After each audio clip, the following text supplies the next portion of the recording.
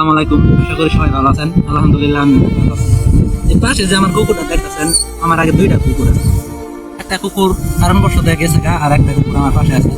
এই কুকুরটার সাথে আমার কিভাবে সম্পর্ক হলো আপনাদেরকে এটা একটু বলবো, তারপরে কথাগুলো শুনবেন।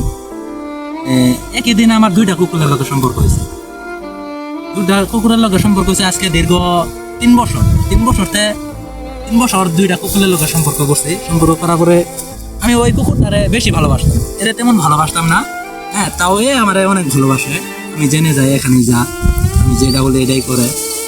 আর ওই কুকুরটা এরপর আমি আমার একটু কাজের জন্য আমি একটু ঢাকা যাই। 15 দিন পরে আসি, আসার পরে দেখি সেই কুকুরটা আছে, এই কুকুরটা নাই। ওরা বন্ধু বান্ধবে বলে যে তোর ওই কুকুর তো এক বুড়া বেটার লোকে ভাইগা গেছে। তখন তো আমার মনটা খারাপ হলো। যাই হোক, অনেক দুঃখ করলাম। তার মায়ের আমি ভুলতে পারিনি, অনেকদিন কান্নাকাটি করছি একা একাই, মানে অনেক করছি, কিন্তু তার মায়ের আমি কখনো ভুলতে পারিনি। আপনাদের কাছে আমি একটা রিকোয়েস্ট, যদি কারো কুকুর পালতে মন চায় তাহলে এসব কুকুর পালন, সবসময় আপনার পাশে থাকবো। আপনি যেটা বলবেন সেটাই করবো, কিন্তু এসব কুকুর পালন, কিন্তু ওইসব কুকুর পাইলেন না।